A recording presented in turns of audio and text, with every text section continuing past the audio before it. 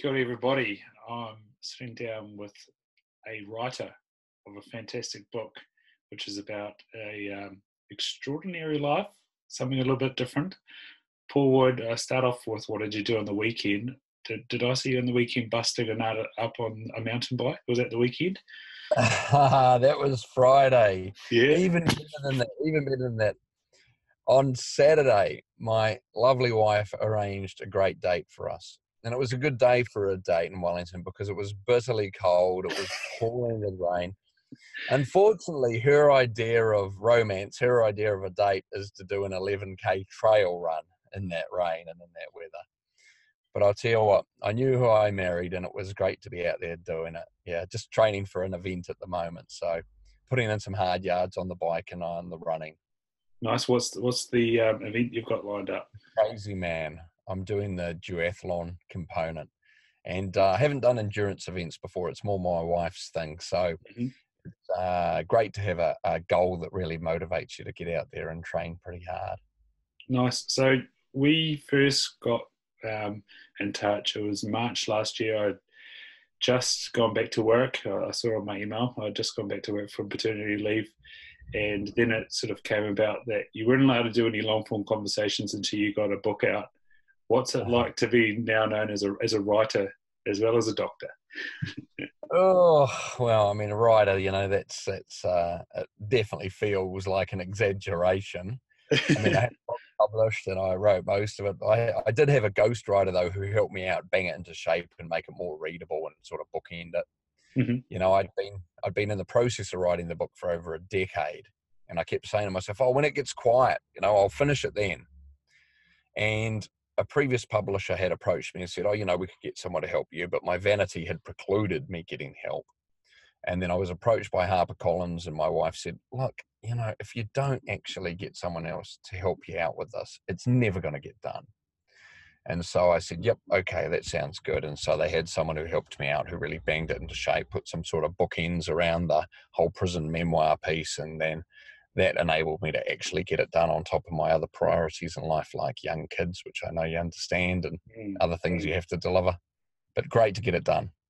Absolutely. So we had Josh Coleman on who wrote a story about dealing with cancer, and he said the same things, that getting somebody to whip it into shape is hugely valuable. So did you have it, sort of, like I said, memoirs of your time in prison, did you have something sort of loosely typed up that was then molded into a story, or was it some loose papers?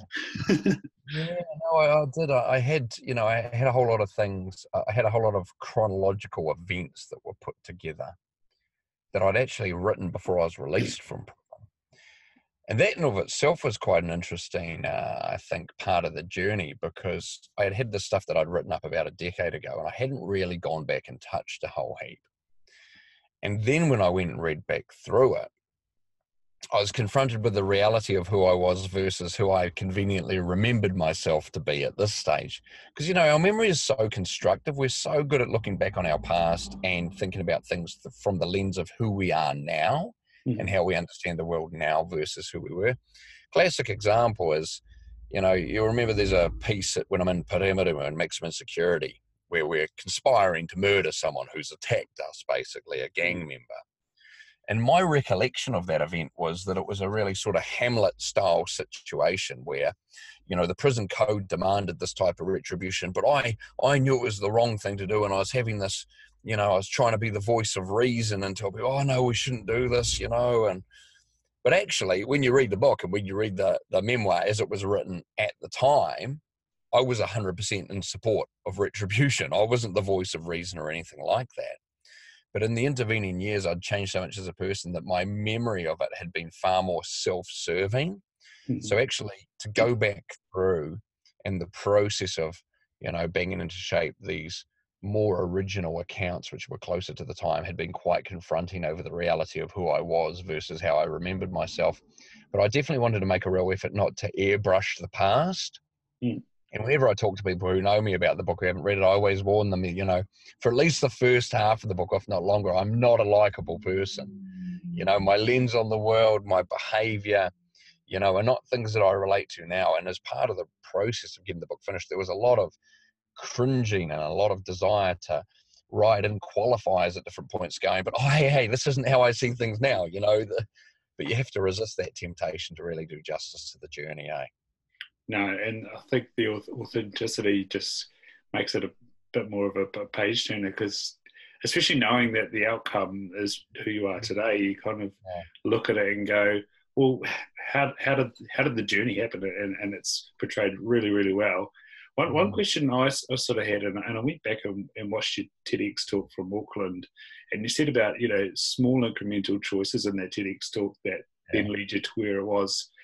To trying to describe to someone that doesn't know your story, and I say to them, I've read the book, and Paul sort of grew up in Wellington, and I even said to somebody, what was it like in the 80s? What was a driver that would lend somebody to have what seemed to be a stable family make these little choices? Can you pinpoint what it was about the area or the people or what?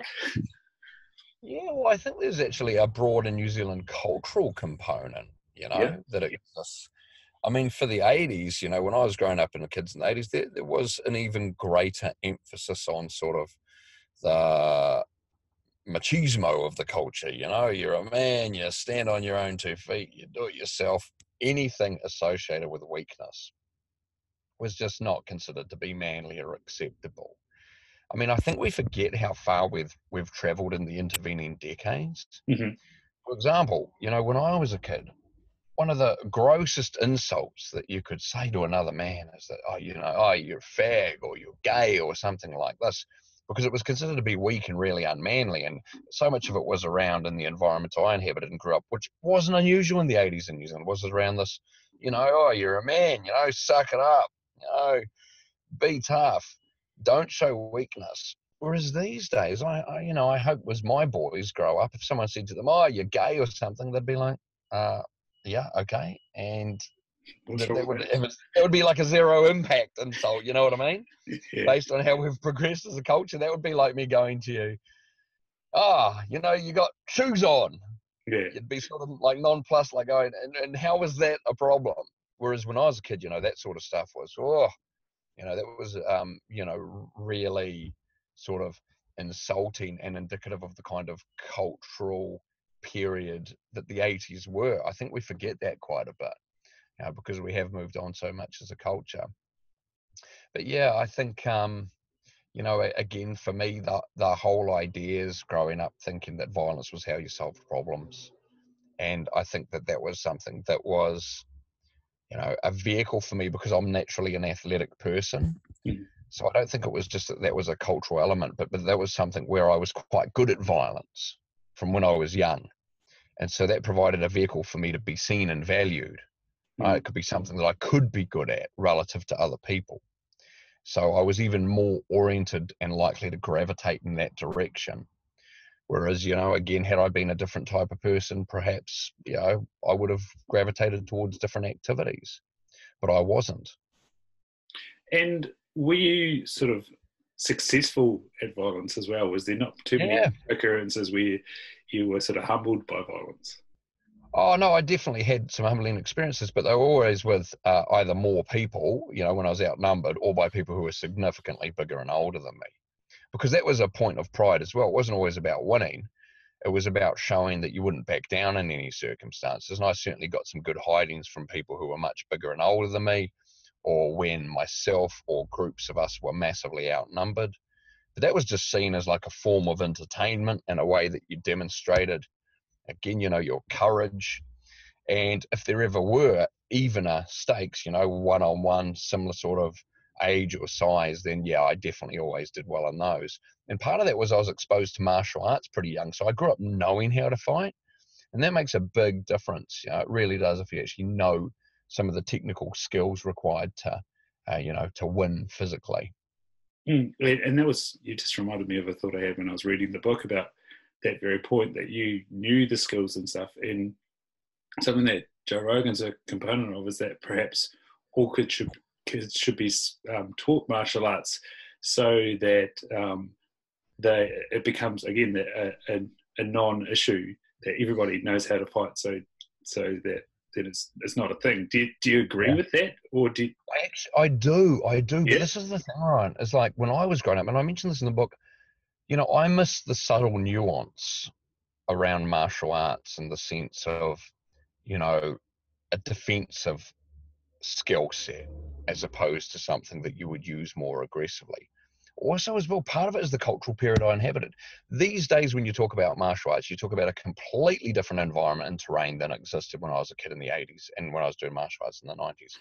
At that point, there was a real sense of competitiveness between different styles of martial arts. Ours is the better martial art.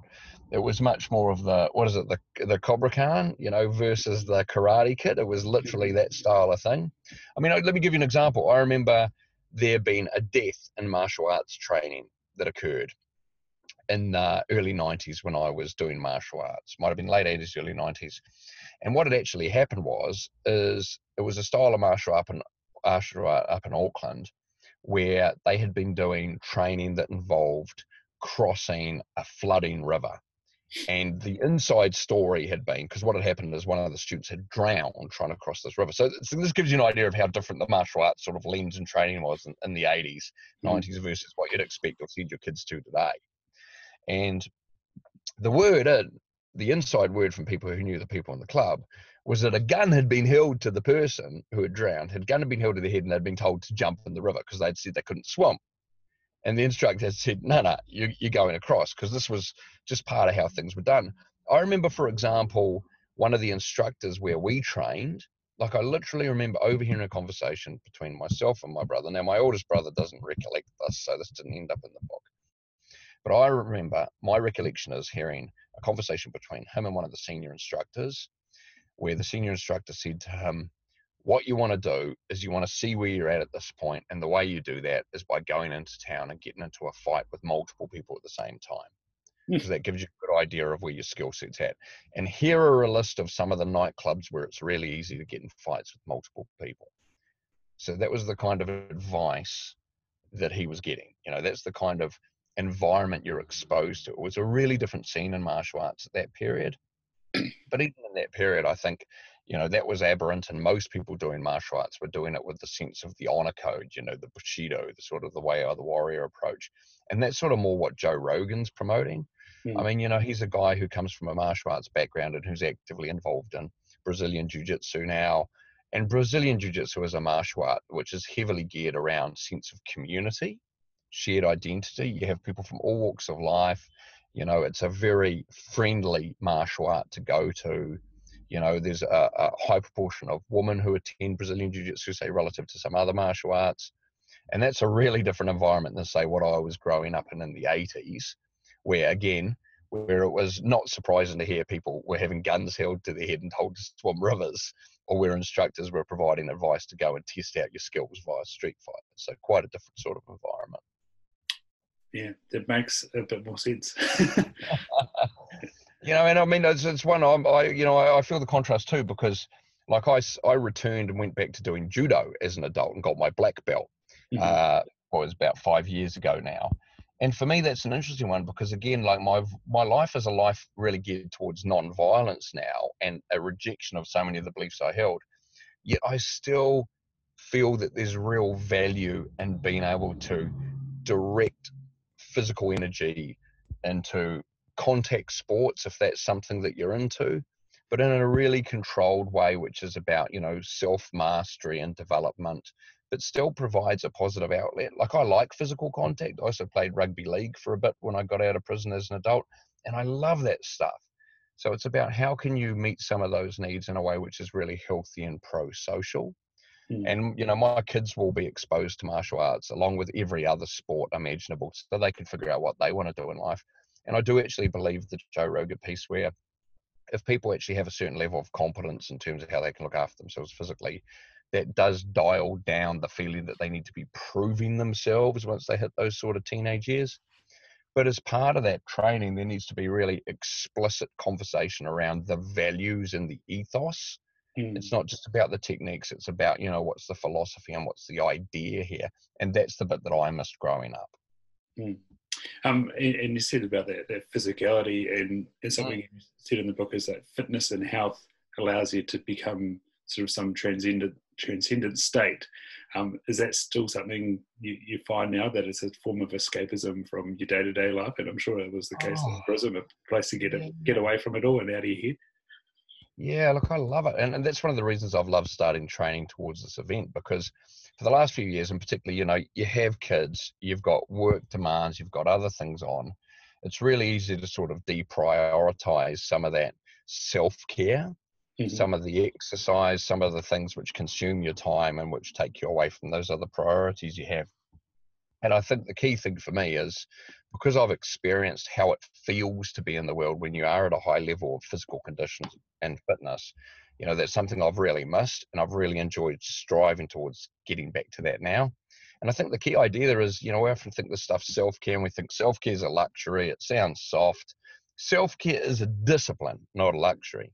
And unless you're looking after yourself, unless you're making sure you're squared away first, you're not going to be able to be who you want to be for anyone else in this world. You know, and actually recognizing that through making sure that we're moving enough, and really that's what exercise is, it's movement, and we're a species that has evolved to be moving. We need to be moving enough to make sure that we are actually in a place where we can be as mentally tough and as resilient as we can be to cope with life's challenges and demands, to be able to have that reserve and that energy to, you know, respond effectively rather than emotionally in some of those difficult situations, and exercise is the vehicle for that. Mm.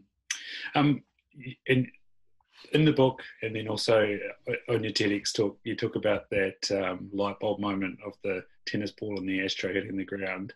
Yeah. Um, one of the things that I was wondering about is then when it came to your addiction, getting a different head around, you know, what's going on there. And I've put it out there before, when someone comes at me that's a smoker, and this is a Mm.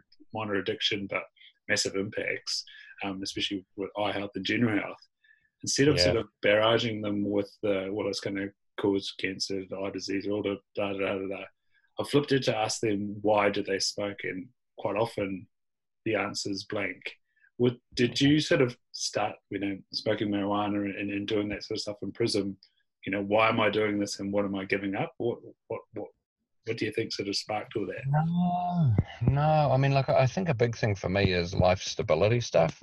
Mm, Like, you know, let's face it, as much as this is a difficult conversation for some people to have or hear, the vast majority of people who use drugs, for example, are not drug addicts. They're mm, social users who occasionally, you know, make use of illicit drugs for entertainment purposes, you know, for leisure purposes.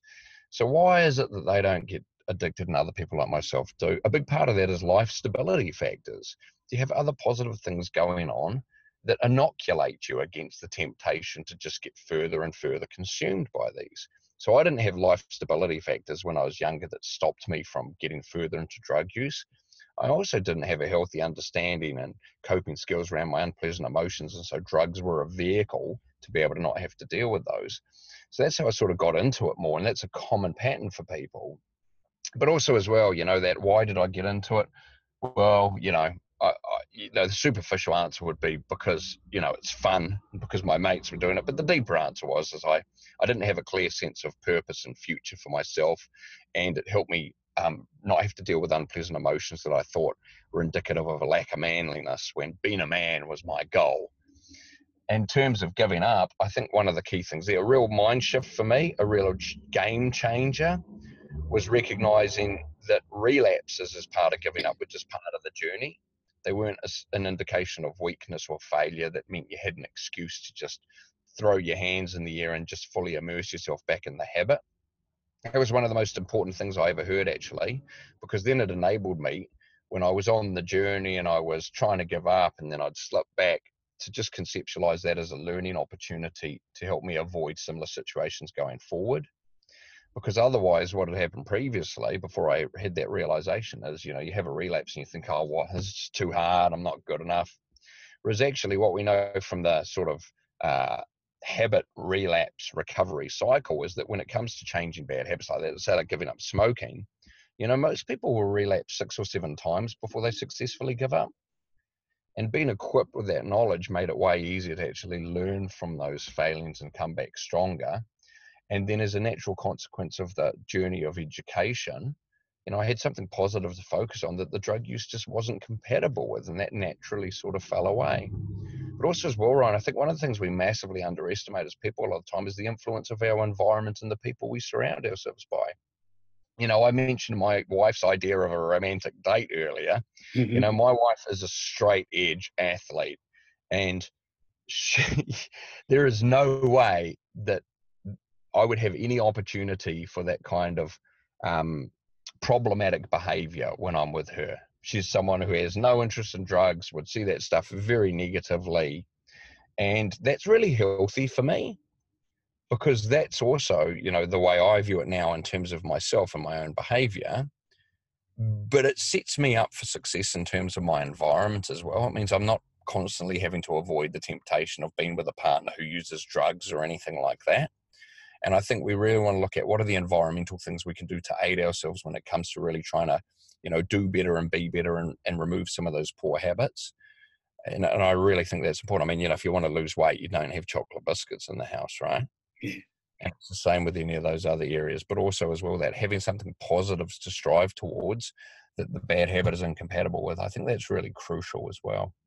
And so a little bit on the knowledge is power sort of thing. Was it good luck that you started doing psychology? You speak about environment there, and there's with around the addiction, there's the rat park model of, if you in a cell, they might just escape for a while, or if you stimulate them, have a purpose, like I say, all those things, then maybe they might not be so prone to addiction. And was that sort of a little bit of your rat park having a little bit of a purpose to study and learn, and the learning was exciting and the learning was helpful?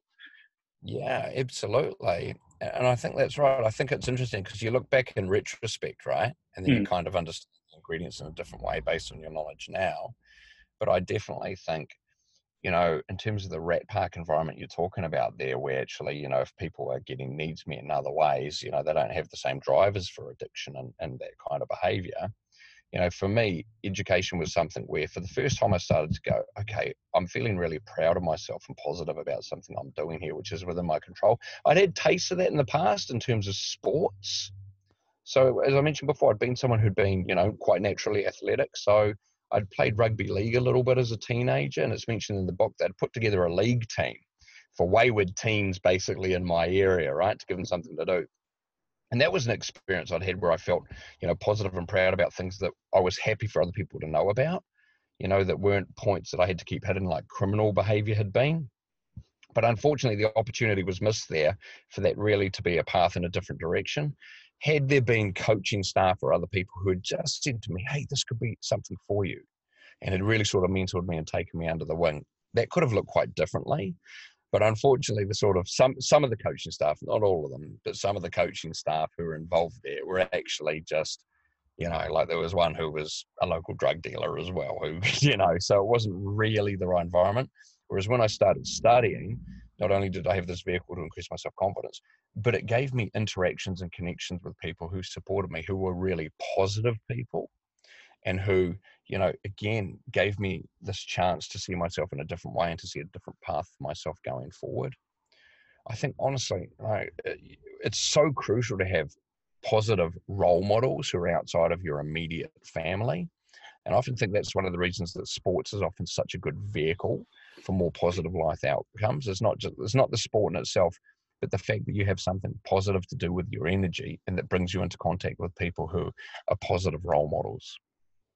Yeah, something I've taken throughout my life as a soccer coach. You had the theory of look good, feel good, play good, and it was just about preparing and doing all the small things, and then the rest will take care of itself. And super proud of my mate Tom and the Waikato who set up the Water Boy for disadvantaged people to get involved with sport, and bringing them into influences of business and stuff like that. It's super cool. And so one thing that I wanted to sort of speak to you spoke about how your mind paints a great picture of where you were in life. And I guess that's probably the role of psychology. Believe it or not, I'm someone that struggles with self-esteem, and to try and undo that on your own. Believe it or not, that is the human condition, Ryan. That means you have a normally functioning brain. It's actually, that there is a one question indicator that you're not a psychopath or a narcissist. I mean, that's the experience, right? Awesome. I mean, but I think this is the thing. I think we have such a false comparison there, right? Yeah. Because what we do is we judge ourselves based on our inner experience, but then we compare that to people's outer demonstration of behavior. And it's a really false comparison. It's like being the duck on the water, right? Mm-hmm. If you're the duck on the water, then you're aware of all the furious activity that's going on under the surface to propel you along. All of that leg kicking, all of that stuff. But then you look at the other ducks and go, oh, they're just cruising. But it's because you don't see under the water with the other ducks. Self-doubt is a really powerful evolutionary tendency we have as a species. And the reason for it, think about its evolutionary origins, right? We evolved to be members of a tribe, members of a tribal community. What is the risk? What would have been the risk for your potential ancestors if they were perceived as such a bolshy dick that they got themselves kicked out of the tribe? What happens when you get kicked out of the tribe? You're dead. You're dead. First time you go to sleep by yourself, you're dead. You don't survive. So those who had a tendency towards holding themselves back a bit in the tribal community to avoid a misstep socially, those people were more likely to survive and get on as part of that tribe, to be less likely to be kicked out, to be ostracized, to not survive. So it had really important evolutionary functions in terms of cohesiveness for the tribe. The challenge is the reduction in well-being that you experience as a result of it, right? So if you think of it from an evolutionary perspective, it was really successful because it increased the likelihood your genes would be passed on in the gene pool. But from an individual perspective, it reduces your well-being. It means you spend all this time worrying about stuff that really isn't that important, like other people's views and opinions of you. Whereas actually other people aren't thinking about you anywhere near as much as you think they are. Because everyone else is the center of their own universe. Everyone else is busy focusing on themselves. It's one of the things I think has been an incredibly liberating idea for me, actually, is to just get over my own sense of self-importance in terms of that stuff. It just really doesn't matter that much. It's like a lot of people will say to me about the book, that, oh, look, it's a brave thing to do. It's brave of you to do this, to air all this dirty laundry about yourself, this really unflattering stuff. And there's an element to that, right? There's an element where I've built my courage through talking about this stuff because, your courage is like a muscle. The more you exercise it, the stronger it gets. So there is an element of that. But there's also another element, which is I have what I consider to be quite a realistic idea of my own insignificance. And I don't mean that in a diminishing way. I actually mean that in a liberating way. Like, I feel a lack of self-confidence in this area. I feel I'm not good enough in this area. I recognize that's nothing to do with me. That's a species-wide experience if you have a normally functioning brain. But also as well, I recognize that actually no one's that focused on me. Like 100 years from now, right, no one is going to remember my name, not even my immediate ancestors. And 100 years is such a small amount of time in the bigger scheme of things. Is anything I really do or say that important today? Is there anything that I could do or say that might be embarrassing? Any reason to hold back from trying to do something meaningful in my life? No way, right? Just no way. And, again, it's something which reduces our well-being, but actually that little bit of self-doubt, that's really powerful in terms of prompting you to make more cautious and better decisions in important circumstances. Also, as well, making you more likely to prepare appropriately before important events. In fact, if you look at elite athletes and other people who do really well, a lot of them are driven by the fear of failure, which goes with that concern that I'm not really good enough. It can result in really amazing outcomes. So it's not all bad, but it's the reduced well-being you need to learn to manage. Absolutely. Make sense? Yeah, and that was the sort of work that was highlighted to me. It's like, mate, you're not depressed. You're normal, but think about if you were talking to yourself, what would you say to yourself? You go, oh, yeah. Yeah. It was amazing. But then you sort of, go back to that story you tell about your past. You look back at your past and you just can't pick up those little jabs and jives in your life because you thought you were doing so well all this time, and now all of a sudden I'm down. Is that where the power of psychology is that you can start to reframe things and look for those small moments that have accumulated into reactions and automatic responses. Yeah. And I think such a big part of the power of the psychological lens is just recognizing that the suffering's normal. Mm. The doubts are normal. The unpleasant emotions are normal. I mean, no matter how good your life looks from an external success factors perspective, right? No matter how good your car, how much money you earn, how smart and attractive and charming your partner, all of that stuff, you'll still find things to make you miserable because you're carrying around this brain in your skull, which is what an evolutionary psychologist would describe as a Stone Age brain in a modern world. And it is a brain geared towards worry and misery and suffering and identifying threats, because that's what helped keep our ancestors alive. You know, when it comes to who survived to reproduce and raise viable offspring to contribute to the gene pool, it wasn't the potential ancestors who heard the rustling in the bush and went, oh, that'll be something exciting, I'll put my head in there. It was the ones who heard the rustling in the bush and went, okay, I'm going to be a bit anxious here and pay more attention. The ones who survived were the ones who saw the rain clouds on the horizon and went, I'm going to be worried about that and find shelter. They were the ones who, when they noticed their food supplies were dwindling, went, I'm going to be worried about that and source more food.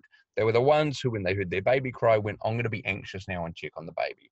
Your brain is wired for you to worry. You have about 4 times as many neurons devoted to threat detection and unpleasant emotions as you do the rewarding stuff.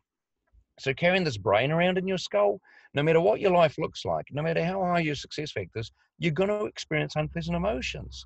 You know, if you're lucky, the proportion won't be too bad, but you're going to experience them. And being able to be self-aware and self-accepting around that will massively increase, you know, the satisfaction that you'll get in life, the amount of joy you'll be able to experience. Because if you're walking around worrying about worrying, if you're walking around thinking that I should always feel happy and in control, then when you don't, which is going to be a lot of the time, you're just going to expend your precious energy on that worrying about worrying, as opposed to being able to make space for those emotions, be a bit more self-accepting, and devote your resources towards doing what matters and, you know, doing what's important for you and will help you get out of that situation. I think that is such a liberating and important idea. And again, I grew up with all these false ideas. And I think, you know, different people have different ones. For men, for us, it's often around weakness. You know, don't demonstrate weakness. For women, it's generally more around body image and expectations of others and self. Like, I mean, think of the way demands on females have changed as society's progressed. So not only now are they expected to be perfect mums, but they're also expected to be perfect career women at the same time, and perfect spouses, and all of these other things where you only have a certain amount of resource in life. You can't be perfect at all of these things. Yet if you think you're supposed to be, then you're just going to beat yourself up on your inadequacies, right? And as men, if you think you're not supposed to feel weakness at all, with the brain you've got where you are going to feel all those emotions, you know, you're just going to expend this unhelpful energy on this. So for me, that's where the psychological lens comes in, is just being more self-accepting and being able to better operate within the confines of what's real for us in terms of how our brain works. I mean, one of my favorite quotes on this is the Mark Twain quote.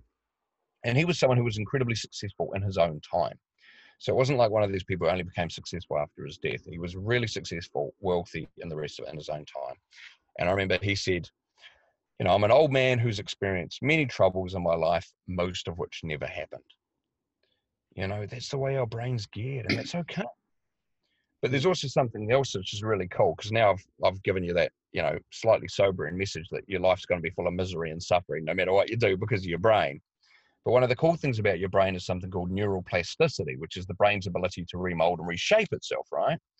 And if you want to blow your mind, and that is no exaggeration, I'm talking about blow your mind when it comes to seeing how much the human brain can adapt and change itself based on what you do with it. Later on, Google blind people riding bicycles. And you will see blind people who have learned how to make clicking sounds and use echolocation like a bat or a dolphin to navigate their environment. That is not what the human brain is intended for, but that's how much you can retrain it and rewire it.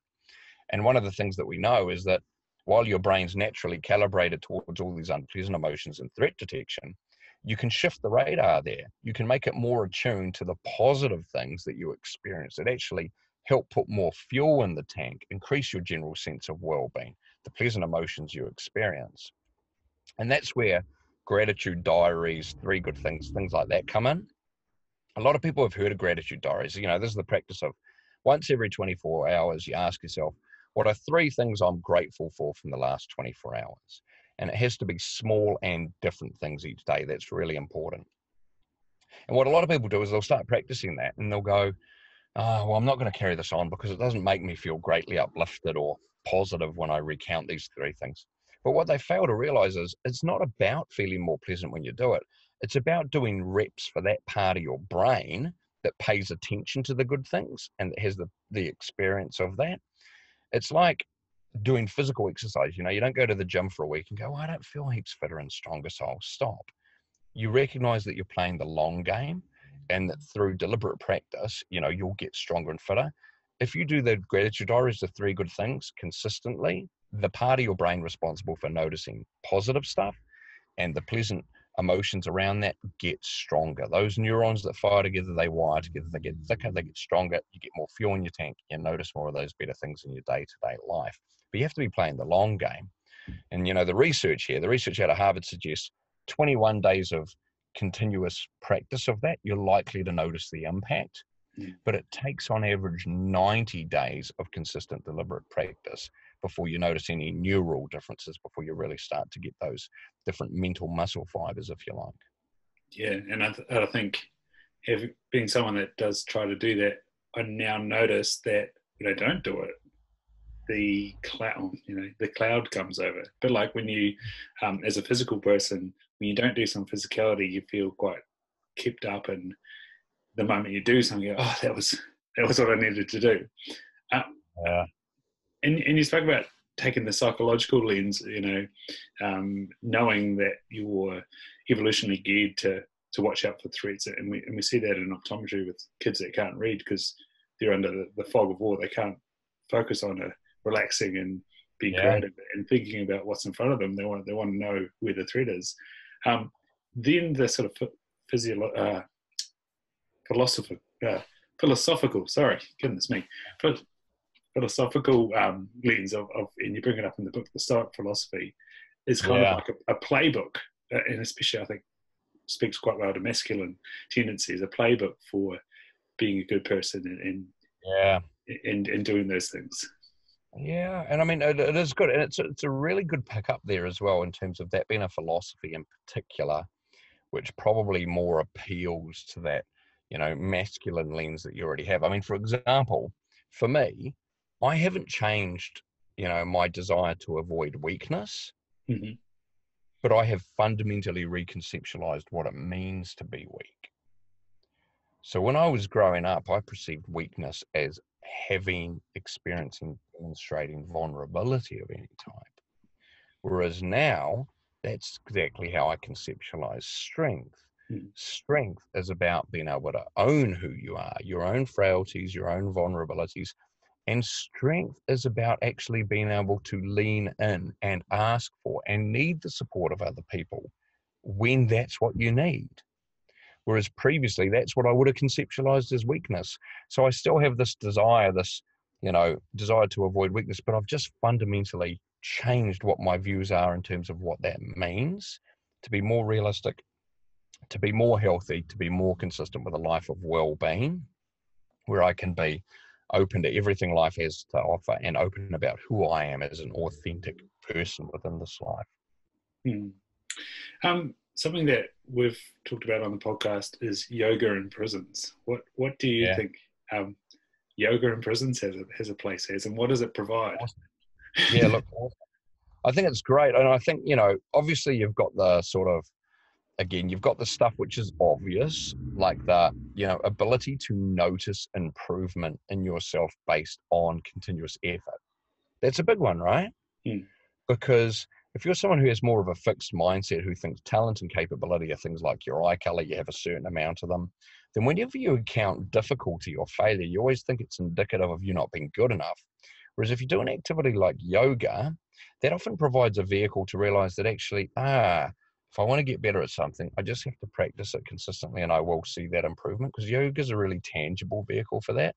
But also it's a type of active meditation. You know, you often learn how to refocus your attention on the present experience and get out of your head a bit.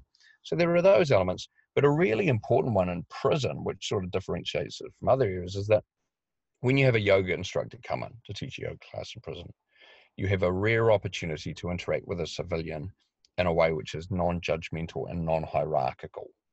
where you're not being spoken to by someone who's in a position of authority and power over you, and you're not being spoken to with a person whose agenda is the safety of the public as opposed to your well-being.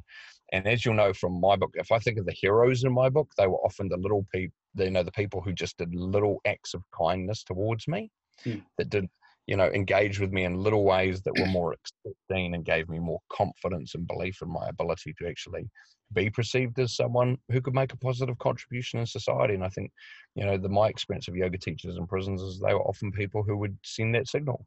Hey, you're okay. You can be accepted. You can be seen as someone who's a normal person and be treated accordingly. And I think that's an incredibly powerful experience to have when you spend your time thinking that, you're irredeemable, that you're never going to be anything but judged. I think there's real power there. And then on the flip side in your book, you brought up the fact that you were getting one of the psychologists to proofread your stuff, and then that was quashed. And then when you were going for the higher learning, someone questioned how you even got to bachelor's level. Yeah. Who gave me permission to study to that level was the question. Yeah. Yeah, it's only sort of making things up, but do you have sort of an idea around what could be so threatening about that? I thought it was, you were doing something positive. Yeah, look, it's a challenging one, and I mean, it's so interesting because the prison environment is the type of place that employs a really wide spectrum of people in terms of standard demographics, but also in terms of outlooks. And I think for some people there was a feeling of, bitterness in terms of how hard they felt they had to work to achieve things, or how they had limitations which had stopped them from achieving things, and feeling that, I was trying to rise above my station, or I was getting an easier ride than was appropriate, or, that there was a sense of entitlement. Remember, that was one of the things that comes to the book. One of the psychologists thought that anything I did was indicative of me feeling that I had a sense of entitlement, that I was better than other people in some way. Whereas, I don't think that was accurate at all. I think it was just me trying to navigate my environment effectively to make change. But, different people have different ways of finding themselves threatened by anything you do. And I think that's been another big one for me as well, is just the learning that not everyone's going to like you for what you don't do and for what you do. People are always going to find reasons not to like you, and that's okay. You don't need everyone to like you. In fact, that's also, in some respects, kind of an early detection mechanism of people you don't want in your life and you want to avoid, right? I remember hearing how Billy Connolly, the comedian, said that the flamboyant clothes he wears is sort of like, he said, an asshole detector, because the people who have a problem with them are assholes he doesn't want to have anything to do with anyway. So it's a really quick way to get that out of the way, to figure out who those people are. Yeah, no, that was good. And then another one was, you were wanting to do your violence prevention early, and then, well, if you want to do that, then you should just give up studying. And it's like, oh, sorry. Yeah. I mean, there's a whole lot of power and control stuff that goes on, Yeah. And status stuff. Who are you? And there's quite a bit of that you get in that kind of environment, or any environment where there's big disparities of power. Yeah. Where people are sort of like perceived as, hang on a second, don't you try to tell me what's going to happen here, or what's good for you, or what you're going to do. I tell you. There's that kind of element sometimes in some of those interactions. But again, as I mentioned in the book also as well, there are some people there who bent over backwards, who made it possible for me to study, who really facilitated the process. I think a real hero from the book for me is Cowboy, the guard I call Cowboy, who originally I'd had physical confrontations with. I used to hate him. Yet he was someone who, in an act of just graciousness and magnanimity, just allowed me to stay in a unit where I could have studied, where all he had to say was no. He was the one, and it would have been so understandable for him to say no to me being there. But given the option, he said, let's give this guy a chance. And, people like that, I think, really shine through in the book as well. I mean, it's amazing, right? I think we often underestimate just how big an impact we can have on others through the smallest acts of generosity and kindness. From the smallest bits of being willing to be a bit more human ourselves. One of the most powerful things I've experienced, like I've had so much feedback around the book, people who have enjoyed it and gotten value from it. there's the whole gratification of it as an engaging read from people who read it really quickly. But then there's some of the impacts it has that I hear about that just make me feel it's so worth it. And one of them was, I had someone post a Facebook message the other day, and they were talking about how they'd been talking about the book to a group of sort of 11 and 10-year-old kids. Mm-hmm. And they'd been talking about the book, and they'd also been talking about what my wife had said to my son about my background in prison, and that it's not always bad people who end up in prison. Sometimes it's good people who have made choices, or good people who just don't realize that they're good people. It's not all bad people in prison. And, one of these kids, a sort of like 10-year-old girl, came up to her afterwards and said, oh, thanks for saying that, because my dad's in prison and I've been really worried that he's a bad person. Mm. And for me, when I hear that, I'm just like, oh my gosh, the fact that one child can now walk away feeling less worried and concerned that their dad is a bad person, and a reduced sense of shame around the imprisonment of her father, that makes the whole book worthwhile. I don't care if no one else got anything from it. That there makes it worthwhile. But we just have such a capacity as people to make big differences to others through small acts of humanity on our part. And I think that, that's a clear message from the book. There'd be so many things that were done that helped me that people just didn't see at the time. And I just try to take advantage of opportunities to do similar now. Mm. And I guess that ties quite well into, what's the difference between your character and then versus the virtues that you try espouse. And, it seems to be quite common now with an easy voice of social media to espouse your virtues. What, character speaks to that, doesn't it? If you're willing to be humble about it, or admit you're wrong, or roll back on something that you've said, then that's really who you are, and not what you're espousing. I think the thing is as well is to recognize that values, like the values you espouse, those are aspirational. Mm. What that means is that actually a lot of the values that you have and you wish to demonstrate are not things which are easy for you to do so, and they're real works in progress. Like for me, humility is not a natural value for me. Mm-hmm. Not a natural tendency. It's something I place value on, assuming that you don't know everything, really sort of being humble in that respect. But it's not something which comes naturally to me. Naturally, I'm quite an egomaniac, right? I like to think I'm right about things. Ask any of my family members. One of my brothers sometimes calls me Dr. Right, because, I like to assume I'm right about everything and argue the point. But I really value humility, and so I try to demonstrate it. But these people who carry on like they live all their virtues all the time, they live all their values, that's not real. That's not the real human journey. The real human journey is incremental progress, is getting better, not being good at that stuff. It's about failing to live up to your values, failing to live up to who you'd like to be in this world, but being able to use that as an opportunity to learn and grow and come back stronger, and to accept that that's the path, that's the course. And I think that's the reality, and being able to be self-accepting around that is crucial, because no one's sitting at the top of their mountain. No one is really demonstrating all of their values all the time in all situations with all people. That's what we strive towards. That's what we aspire to. It's not the reality of who we are, right? Absolutely. Mate, conscious of the time, we booked an hour Yeah, for I've you. got another thing, unfortunately. That's Such all a right. pleasure, Ryan. No, this is awesome to get it recorded and to speak in person. We've been passing notes across social media. Yeah. Where do people find you on social media, and where do people find the book? The book, any good bookseller and average bookseller and really bad bookseller should have it. Online as well, of course, but yeah, all of the major outlets, and also as well, you can get the Kindle version or the audio book, via Audible or via wherever you get Kindle stuff. Social media at Dr. Paul Wood, Instagram, Facebook, LinkedIn, all that sort of stuff. And in the meantime as well, of course, I'll continue to look at your inspiring pictures of you out, in the bush, in nature, hunting, all that sort of stuff. Thanks, Something mate. I'd like to do. Yeah, man. And as I said, if you're ever out this way with the guys that I don't know what I'm doing, you're more than welcome to come along. Awesome. Mate, you've dropped a lot of bombs, but do you have something to leave us with, or even a question that you'd like people to contact you with an answer for?